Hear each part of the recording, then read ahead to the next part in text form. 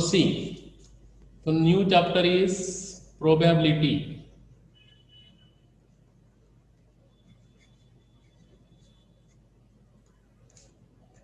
Okay, and in class 9 we have studied about probability, but in that class we studied experimental probability. So here probabilities are of two types. One is experimental probability,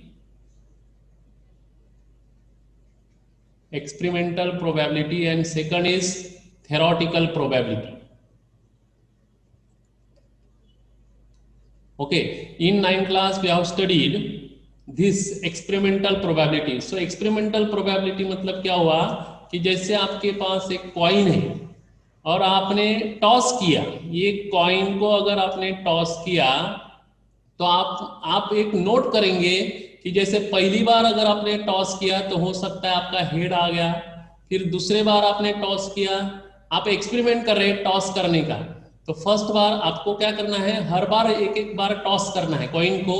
तो जैसे first बार आपने toss किया तो head आया, second बार आपने toss किया tell आ गया, फिर हेड आ गया, चौथी बार आपने टॉस किया फिर हेड आ गया, पांचवी बार आपने टॉस किया फिर टेल आया।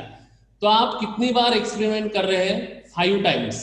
ओके, तो यहाँ पे आपको सपोज हेड की प्रोबेबिलिटी अगर निकालनी है तो 5 बार अगर आपने एक्सपेरिमेंट किया उनमें से हेड कितनी बार आया, यहाँ पे देखो 3 बार आया, तो प्रोबेबिलिटी इज 3/5। ओके, तो इसका मतलब क्या हुआ कि एक्सपेरिमेंटल प्रोबेबिलिटी में number of outcomes in experiment, number of outcomes in experiment, यानी जो आप एक्सपेरिमेंट करेंगे उसमें कितनी बार आपका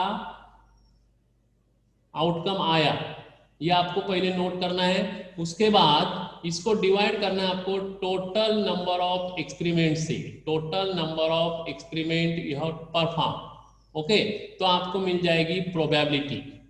ओके, तो ये हो गया आपका एक्सपेरिमेंटली, आपने 9th क्लास में पढ़ा है। लेकिन 10th क्लास में आपको थ्योरेटिकल प्रोबेबिलिटी पढ़ना है। So what is mean by theoretical probability? तो यहाँ पे आपको थोड़ा ध्यान में देखना है कि थ्योरेटिकल प्रोबेबिलिटी में आपको सबसे पहले एक चीज ध्यान में रखना है, रैंडम एक्सपेरिमेंट। रैंडम एक्सपेरिमेंट, ये नाम आपने शायद 9th क्लास में भी सुना होगा कि रैंडम एक्सपेरिमेंट क्या होता है। अब random experiment means an experiment which when repeated under identical condition do not produce the same outcome every time। तो इसका मतलब ये हुआ कि जब आप एक जस्ट एक वन एग्जांपल मैं आपको यहाँ पे बता रहा हूं कि एक कॉइन जब आप टॉस करेंगे तो ये कॉइन अगर आपने टॉस किया तो वो टॉस करने के बाद या तो आपको हेड मिलेगा या तो फिर आपको टेल मिलेगा, लेकिन ये दोनों आउटकम एक साथ आपको नहीं मिल सकते।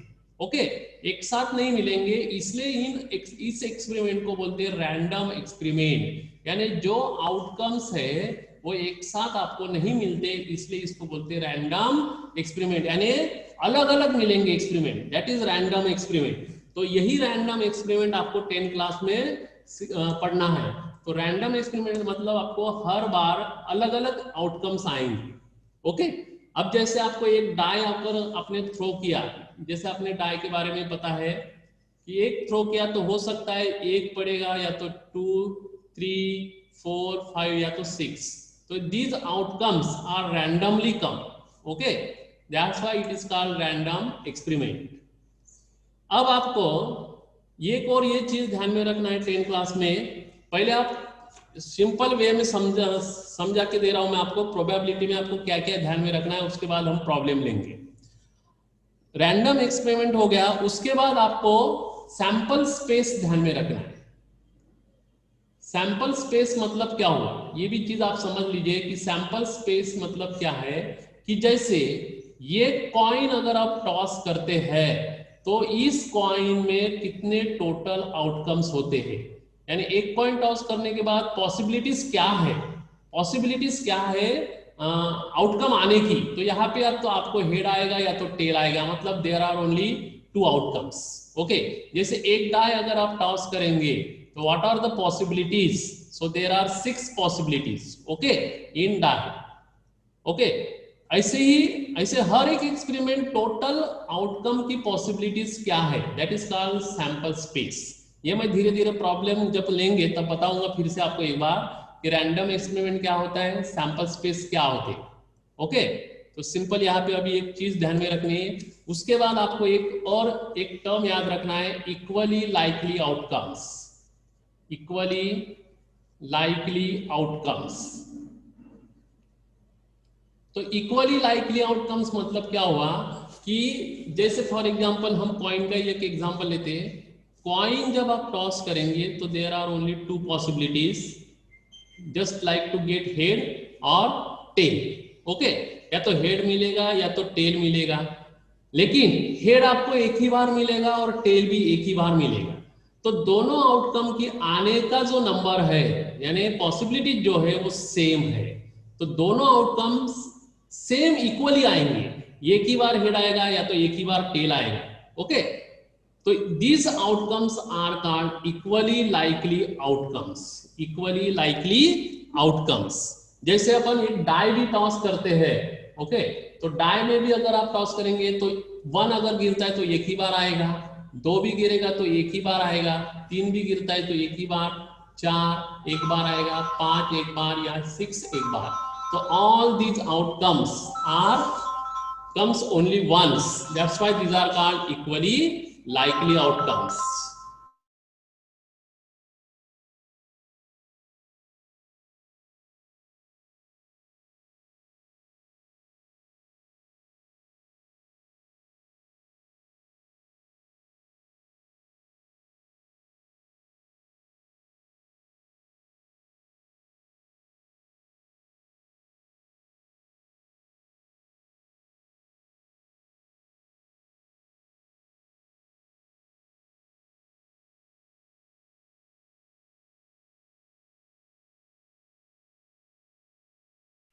सर आवाज नहीं।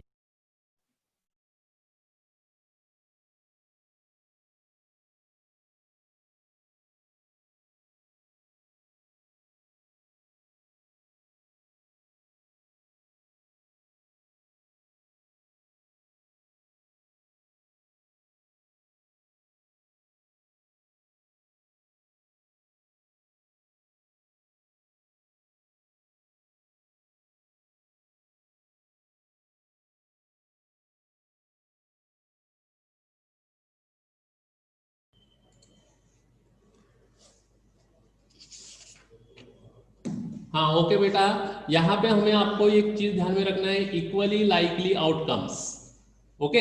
तो इक्वली लाइकली आउटकम्स मतलब क्या हुआ कि जितने भी आउटकम्स है वो सेम नंबर में आपको दिखना चाहिए। जैसे एक एक्सरसाइज में प्रॉब्लम है, देखो आपको फर्स्ट प्रॉब्लम आपको दिख जाएगा कि which of this following are equally likely outcomes, ऐसा एक टाइप का क्वेश्चन है शायद एक्सरसाइज में। तो उसमें 2-4 ऑप्शन दिए हैं। जैसे फर्स्ट मैं आपको बता रहा हूं कि इक्वली लाइक आउटकम्स क्या होते हैं, ओके। तो यहां पे देखिए फर्स्ट एग्जांपल है, a driver attempt to start a car. A driver, आप एक्सरसाइज में देखिए उसमें एक एग्जांपल दिखेगा, a driver attempt to start a car, इस टाइप का एक एग्जाम्पल है। ये आपको बताना है कि ये जो एग्जाम्पल दिया है इक्वली लाइकली है या नहीं। तो यहाँ पे आप चीज ध्यान में रखिए कि इक्वली लाइकली मतलब क्या हुआ कि जितने भी आउटकम्स आएंगे, अब यहाँ पे सिर्फ 2 ही आउटकम बता रहा है वो, a driver attempt to start a car, यानी वो स्टार्ट कर रहा है कार को, या तो कार एक तो स्टार्ट होगी या तो होगी ही नहीं। इसका मतलब इसका जो अपोजिट होगा ये तो होगी ही नहीं, स्टार्ट होगा या तो होगी ही नहीं। लेकिन तीसरा जो आउटकम इसमें आना चाहिए वो आना नहीं चाहिए, ओके। तो यहाँ पे देखिए आप जब कार की चाबी आप लगाएंगे तो हो सकता है कार फर्स्ट अटेम्प्ट में ही चालू हो जाएगी, स्टार्ट हो जाएगी। हो सकता है चाबी लगाने के बाद कार स्टार्ट ही नहीं होगी, नॉट स्टार्ट होगी, ओके। या तो ये आउटकम आ जाएगा इसमें कि सपोज आपने चाबी घुमाया और कार का थोड़ा सा आवाज आता है, रूम आवाज आके फिर बंद हो जाएगा, यानी ये तो ये स्टार्ट भी नहीं हो गई और नहीं स्टार्ट भी नहीं हुई। ओके, तो बीच में एक आवाज आ जाता है, घूम करके बंद हो जाती है। तो इसमें देखो ये तो एक है स्टार्ट और नॉट स्टार्ट, लेकिन ये तीसरा आउटकम इसमें आ रहा है, तो इसका मतलब this example is not equally likely, not equally likely. अब जैसा एक और एक एग्जाम्पल मैं बता रहा हूं, सिंपल एक शायद एक क्वेश्चन है इसमें, a trial is made, a trial is made to answer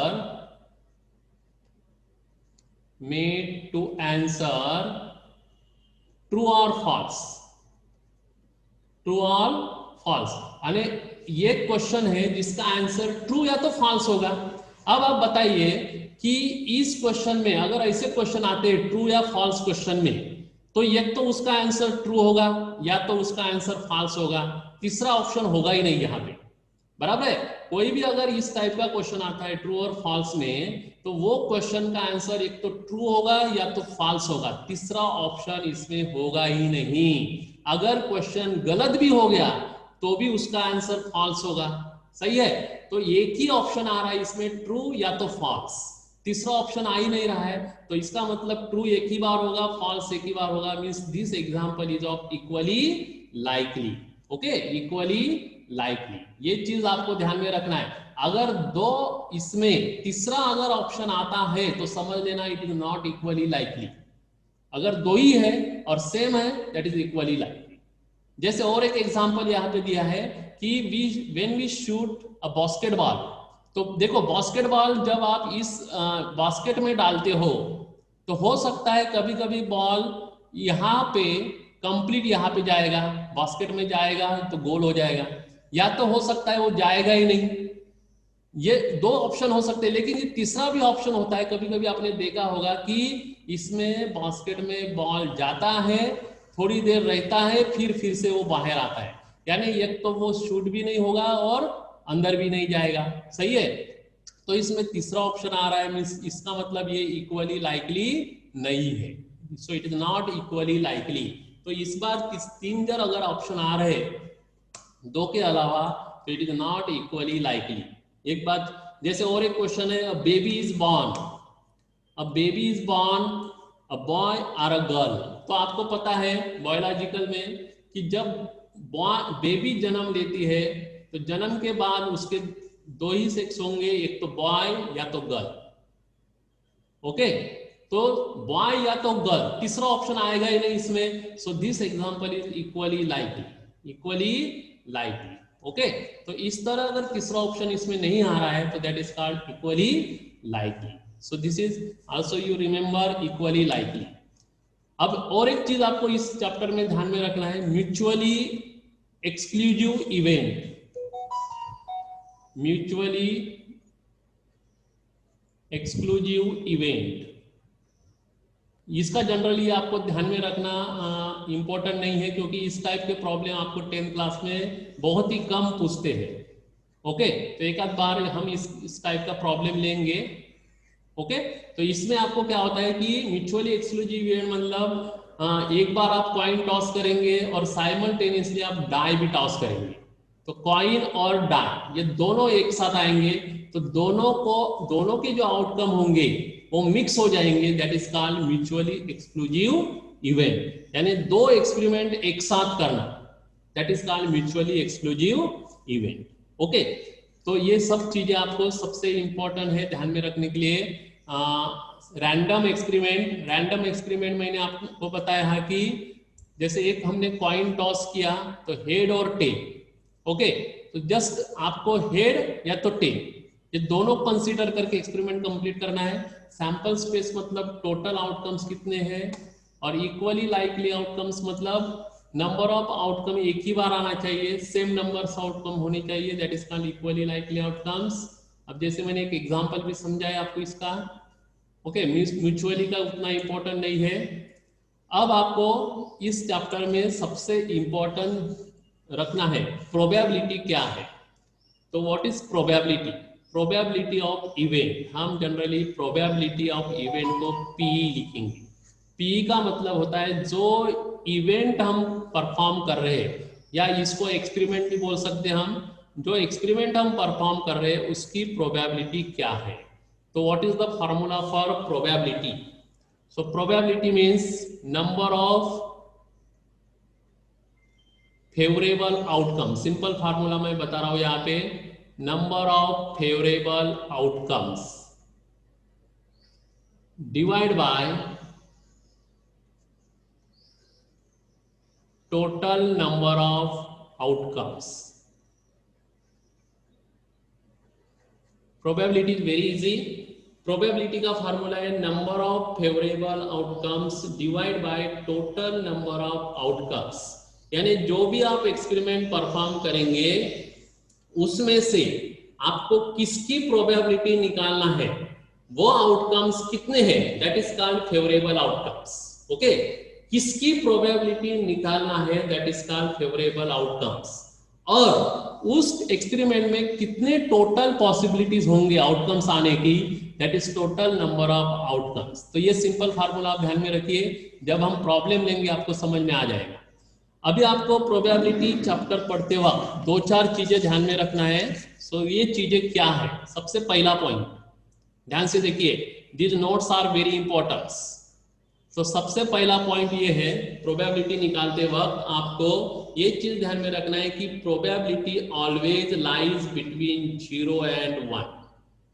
यानी जो भी आपका प्रोबेबिलिटी आएगा उसका आंसर 0 और 1 के बीच में होगा। यानी अगर आपकी प्रोबेबिलिटी 0 से कम हो गई, निगेटिव आ गई, तो इट इज रॉन्ग। और 1 से ज्यादा हो गई, okay, 1.5 or 1.2, so it is also wrong.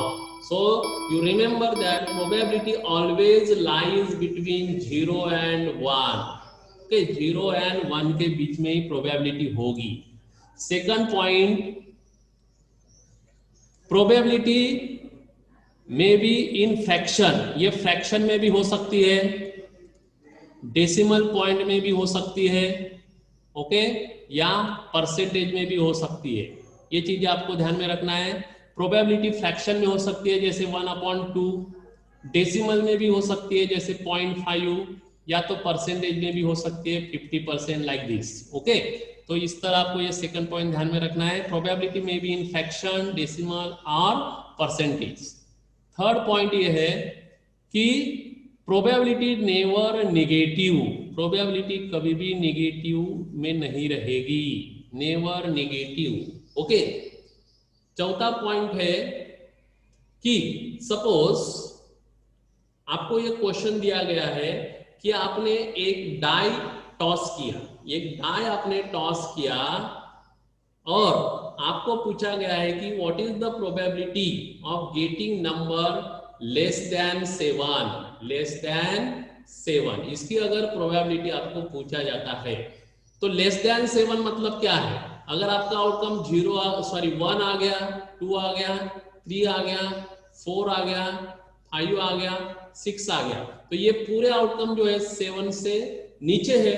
Okay, तो आपको पॉसिबिलिटीज कितनी आ गई? 6, और टोटल पॉसिबिलिटी 6 है, तो what is the probability? 1। Okay, तो जब प्रोबेबिलिटी 1 आती है it is called sure event, sure event या सर्टेन इवेंट, सर्टेन इवेंट, और it is called possible event,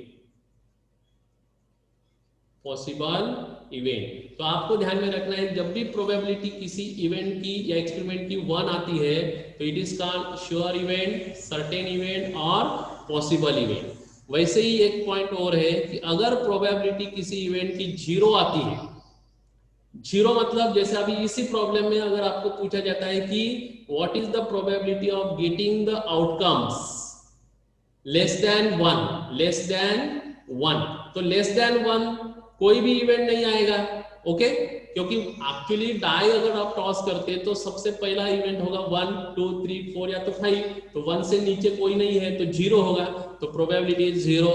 means ऐसे इवेंट को बोलते हैं अनश्योर इवेंट। यहाँ पे देखो, अनश्योर इवेंट या अनसर्टन इवेंट या इम्पॉसिबल इवेंट। ओके, तो जब प्रोबेबिलिटी 1 होगी तब बोलेंगे श्योर इवेंट, सर्टेन इवेंट या पॉसिबल इवेंट। और जब प्रोबेबिलिटी 0 होगी that is called unsure event, uncertain event और impossible event. Okay, so next point is very important. Sixth point is, अब जैसे कि हम प्रोबेबिलिटी, जैसे हम बोलेंगे कि प्रोबेबिलिटी ऑफ इवेंट और probability of not event, not P. अब ये दोनों का जब आप निकालेंगे, प्रोबेबिलिटी ऑफ इवेंट और प्रोबेबिलिटी ऑफ नॉट इवेंट, ये दोनों की सम ऑलवेज 1 होगी.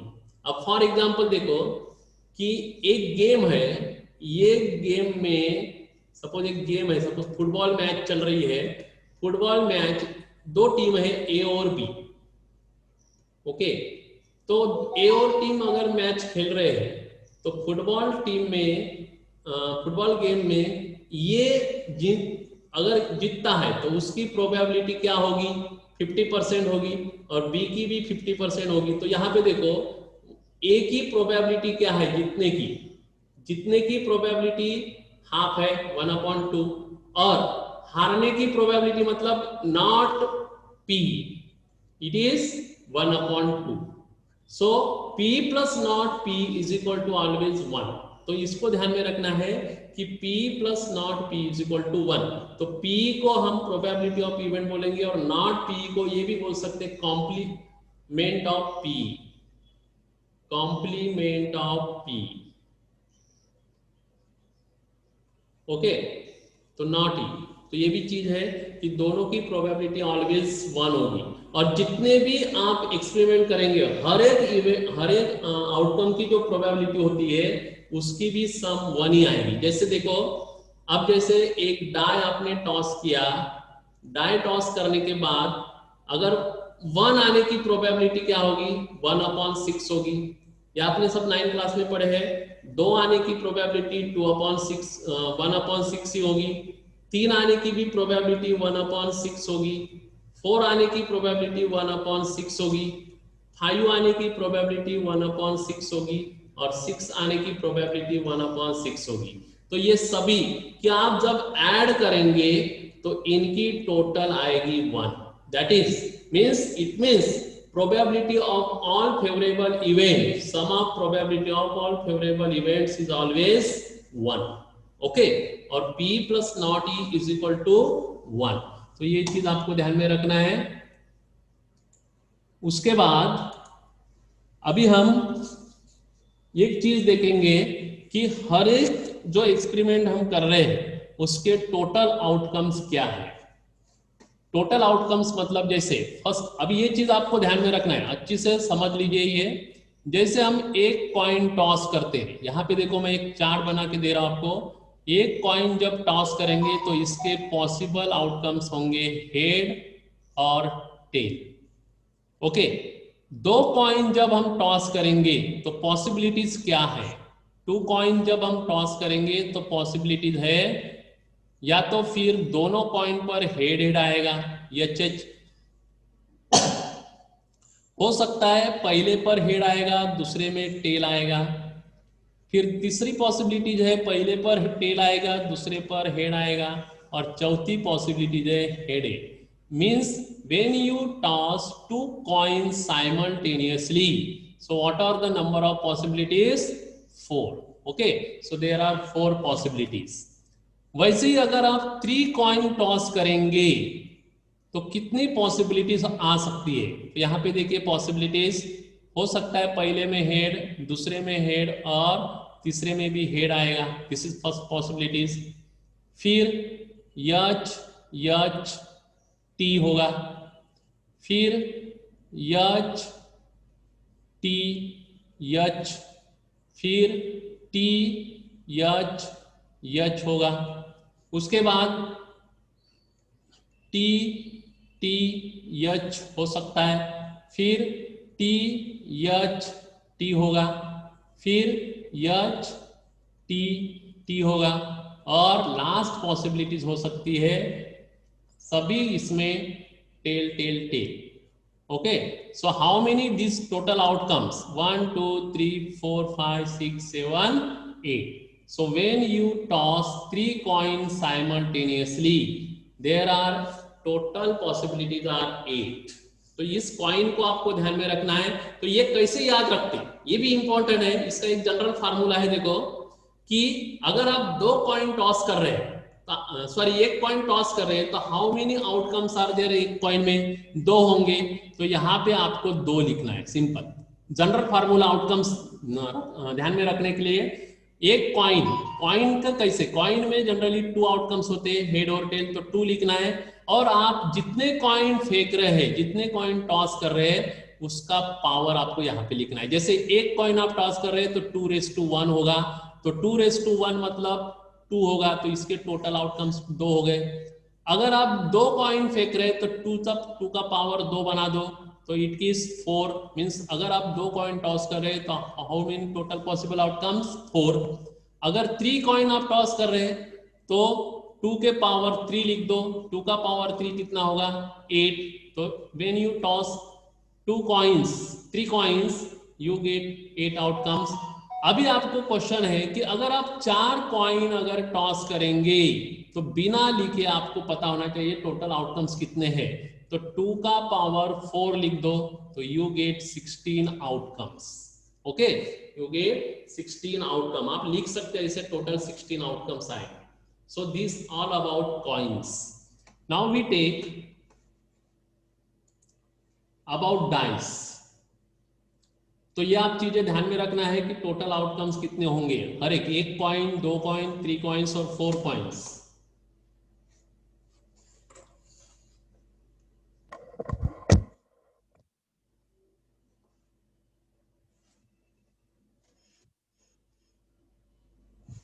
अभी हम देखेंगे डाइस। तो यहां पे देखिए, अगर हम एक डाई टॉस करते हैं, 1 डाई अगर हम टॉस करेंगे तो यहाँ पे क्या होगा। तो हमको पता है एक डाई अगर हम टॉस करेंगे तो हमारे आउटकम्स आएंगे 1 2 3 4 5 6। So there are 6 outcomes. Okay,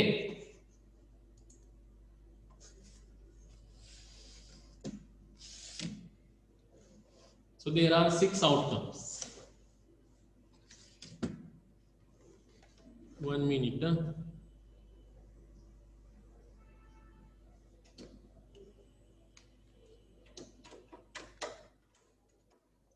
okay, अगर हम 2 डाई अगर टाइस टॉस करेंगे, अब देखो सिंगुलर में डाई बोलेंगे और अगर उसका प्लूरल आ गया तो उसको डाइस बोलते हैं, DIC, 2 डाइस। अब 2 डाइस हम साइमल्टेनियसली टॉस करें तो हाउ मेनी आउटकम्स। तो यहाँ पे आपको इस तरह लिखना है। तो यहाँ पे देखो 2 डाइस के टोटल आउटकम होते 36। और ये कैसे लिखना है, तो इसको मैं एक सिंपल तरीके में बता रहा हूं। सबसे पहले आपको 1 1 1 1 1 ऐसे 6 बार लिखना है। फिर दूसरे रो में 2 2 2 2 2 2, फिर 3 3 3 3 3 3, उसके बाद 4 4 4 4 4 4, फिर 5 5 5 5 5 5, उसके बाद 6 6 6 6 6। ऐसे आपको 6 रो बनाना है, 1 2 3 4 और 5 का। उसके बाद आपको क्या करना है, पहले कॉलम में 1 2 3 4 5 6, फिर दूसरे कॉलम में वह सेम 1 2 3 4 5 6, फिर 1 2 3 4 5 6, फिर 1 2 3 4 5 6, फिर 1 2 3 4 5 6, उसके बाद 1 2 3 4 5 6। ओके, तो इस तरह आपको टोटल 36 आउटकम्स मिल जाएंगे। तो when we throw 2 dice simultaneously we get 36 possible outcomes. Okay, तो यहाँ पे आपको ऐसे बहुत सारे क्वेश्चन आ सकते हैं। What is the probability of getting both even number, जैसे इवन नंबर बोथ में है तो 2 2, ऐसे 3 सॉरी कौन सा अगर है 4 4 लाइक दिस। और 6। तो आपको ये आउटकम बनाना है और बनाने के बाद ही आपको प्रोबेबिलिटी ठीक से निकाल सकेंगे। तो सिंपल ध्यान में रखना है, 2 डाइस अगर टॉस करते हैं तो 36। इसका भी फार्मूला सेम ही है, 1 डाई का कितने आउटकम्स है, 6 आप लिख दो। सपोज आपने 1 डाई थ्रो किया, आउटकम 6⁻1 6। अगर 2 डाइस आपने टॉस किया तो 6 स्क्वायर 36। अगर आपने 3 डाइस टॉस किया तो 6 का पावर 3 दैट इज 126। ओके, तो इस तरह आपको ध्यान में रखना है। अब नेक्स्ट हम लेंगे, तो आपको 3 ही अच्छे से ध्यान में रखना है। क्वाइन के आउटकम्स 216 आता है यहाँ पे। क्वाइन के आउटकम, डाई और उसके बाद प्लेइंग कार्ड। तो प्लेइंग कार्ड का हम अभी नेक्स्ट लेंगे प्लेइंग कार्ड। तो प्लेइंग कार्ड क्या होते हैं, आपने सभी ने प्लेइंग कार्ड देखे होंगे, अगर नहीं देखे तो मैं कल कैमरे में आपको दिखाऊंगा प्लेइंग कार्ड्स। तो आज अभी समझ लीजिए कि प्लेइंग कार्ड के आउटकम्स क्या है। ओके, तो देखिए यहाँ पे अभी देखो हमने कॉइन के बारे में बताया, डाइस के बारे में बताया, डाई। ओके, अब हम लेंगे total outcomes of playing cards. तो प्लेइंग कार्ड्स जो है सभी ने शायद देखा होगा, अगर घर में है तो आप देख लीजिए उसको, क्योंकि प्लेइंग कार्ड्स पर भी बहुत सारे प्रॉब्लम आते हैं प्रोबेबिलिटी में, ठीक है, और वेरी इजी होते हैं, लेकिन आपको प्लेइंग कार्ड्स के बारे में पता होना चाहिए। तो सबसे पहले हम प्लेइंग कार्ड्स क्या है, अब देखो प्लेइंग कार्ड्स ध्यान से देखिए, इस चार्ट को अच्छे से देखना है आपको।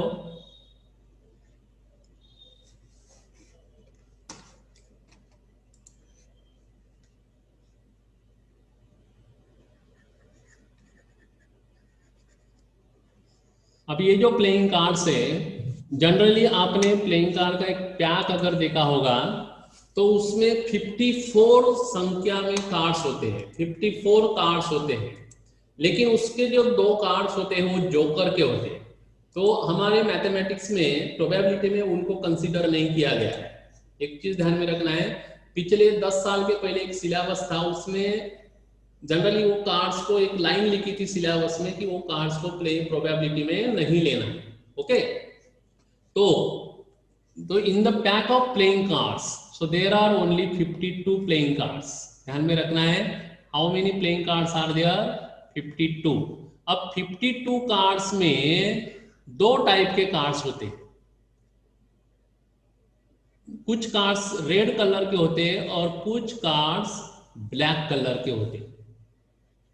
तो रेड कलर के जो कार्ड्स होंगे वो 26 होंगे, ओके, और ब्लैक कलर के जो कार्ड होंगे वो 26 होंगे। ये नंबर्स आपको पता होना चाहिए, क्योंकि कभी कभी पूछता है कि what is the probability of red colours और ब्लैक कलर कार्ड्स। ओके, तो ये आपको पूरा चीज कार्ड टेबल जो है कार्ड्स का वो पता होना चाहिए। So total number of playing cards in the deck of pack is 52। Out of 52, 26 are red and 26 are black. अब उसमें भी यह है कि रेड जो कार्ड है उसमें भी 2 टाइप के कार्ड्स होते हैं, एक होता है डायमंड। तो डायमंड जो कार्ड्स होते हैं वो 13 होते हैं और इसका सिंबल इस तरह होता है, डायमंड का इस तरह। और दूसरे जो रेड कार्ड्स होते हैं उसको बोलते हैं हम हर्ट, हर्ट्स मतलब बादाम, ये भी कार्ड 13 होते हैं। तो आपको हार्ट्स के बारे में पता है, सिंबल इस तरह होता है। So these are red colours. तो diamond cards are 13 and hearts cards are 13। वैसे ही ब्लैक कार्ड के भी 2 टाइप्स है, वन इज क्लब। क्लब होते हैं 13। क्लब का सिंबल होता है इस तरह, एक फूल जैसा बनता है वो इस तरह, हाँ अभी मुझे आता नहीं सिंबल। और दूसरा होता है स्पेड्स। स्पेड्स की भी 13 कार्ड्स होते हैं। स्पेड्स को मराठी बोलते हैं स्पीक या आसमान जो भी है, तो इसका सिंबल होता है इस तरह। ओके, ये ऐसे पत्ते जैसा होता है, ठीक है ना। तो spades, so these are red colour में 2 टाइप के कार्ड होते हैं, डायमंड और हर्ट्स, और ब्लैक कलर में भी 2 टाइप के होते हैं, क्लब और स्पेड्स। अब हर 13 कार्ड्स में 13 जो कार्ड्स होते हैं उसमें कौन कौन से कार्ड्स होते हैं, ध्यान में देखिए। अभी इधर यहाँ पे मैं लिख रहा हूं, तो पहला जो कार्ड होगा उनके नंबर है, 13 कार्ड्स में जो होते हैं उनमें नंबर दिया होता है। फर्स्ट नंबर का जो कार्ड है उसको बोलते हैं एक्का, that is called in English ace. Okay, ace, ये ऐश का मतलब होता है एक्का। जिस card is most powerful in all 52 cards, ace का जो कार्ड होता है वो सबसे पावरफुल होता है। फिर दूसरा जो होता है उसको टूज बोलते हैं, दुर्री। Okay, twos. तीसरा जो कार्ड होता है त्रीज, तिर्री। ऐसे चौवी, पंजी, छठी, फिर 7, 8, फिर 9, फिर 10, ऐसे 10 तक कार्ड होते हैं। उसके बाद जो 11वां जो कार्ड होता है उसमें आपने देखा होगा जो 11, 12 और 13 नंबर के जो कार्ड है उसमें आपको फेसेस दिखते हैं, चेहरे बने हुए दिखते हैं दोनों तरफ से। तो 11 का जो कार्ड है उसको बोलते हैं जाक, जाक में मराठी में गुल्ल्या बोलते, गुल्लू, ठीक है। और 12वां जो कार्ड होता है दैट इज कॉल्ड क्वीन, बेगम या रानी।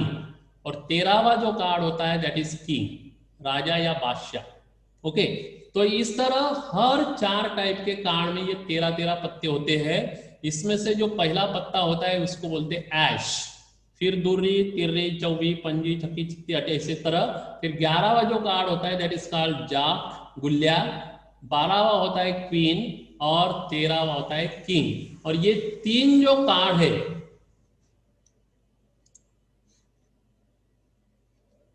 ओके, ये जो 3 कार्ड्स है जिनमें फेसेस होते हैं 11 number, 12 number, 13 number, are called as face cards. इस चीज को आपको ध्यान में रखना है। इन जो 3 कार्ड्स होते हैं 11 number, 12 number, 13 number, that is jack, queen and king are called face cards. तो टोटल फेस कार्ड्स कितने हो गए? टोटल फेस कार्ड होते हैं 12। मतलब ये 3 फेस कार्ड डायमंड के, 3 फेस कार्ड हर्ट्स के, 3 फेस कार्ड क्लब के और 3 फेस कार्ड स्पेड्स के। तो टोटल फेस कार्ड हो गए 12। इन फेस कार्ड में भी 2 टाइप के फेस कार्ड होते हैं, रेड होते हैं 6 और ब्लैक होते हैं 6। ये भी चीज आपको ध्यान में रखना है। Red face card 6, black face card 6। Okay, उसके बाद इसमें जाक होता है 2, क्वीन होते हैं 2 और किंग होता है 2।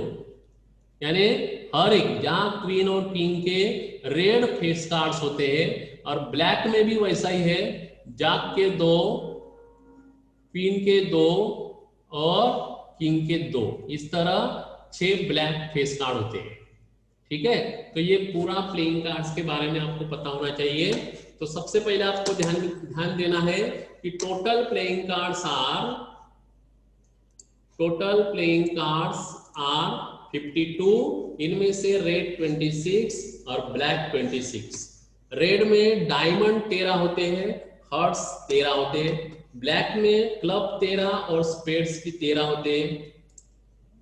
उसके बाद जो 13 प्लेइंग कार्ड्स होते हैं उसमें पहला जो कार्ड होता है उसको हम ऐश बोलेंगे, फिर दुर्री, तिर्री, इस तरह। लेकिन 11 का जो पत्ता होता है, 11, 12 और 13, जो 3 पत्ते हैं इनमें आपको फेसेस दिखेंगे। आप पत्ते कभी देख लीजिए, उनको पता चल जाएगा हैविंग द फेसेस। ओके, तो 11 playing cards is called jack, और 12 फेस कार्ड को क्वीन और 13 फेस कार्ड को किंग बोलते हैं। तो ये तीनों पत्ते मिला के इनको बोलेंगे फेस कार्ड्स। फेस कार्ड्स कितने होंगे? टोटल 12। इनमें से 6 रेड और 6 ब्लैक, और इसमें से जाक 2, क्वीन 2, किंग 2। वैसे ही ब्लैक में भी जाक 2, क्वीन 2 और किंग 2, ठीक है। तो ये हो गया प्लेइंग कार्ड्स के बारे में। तो ये सब चीजें आपको प्रोबेबिलिटी निकालने के लिए काम आएंगी। तो आपको सबसे पहले कॉइन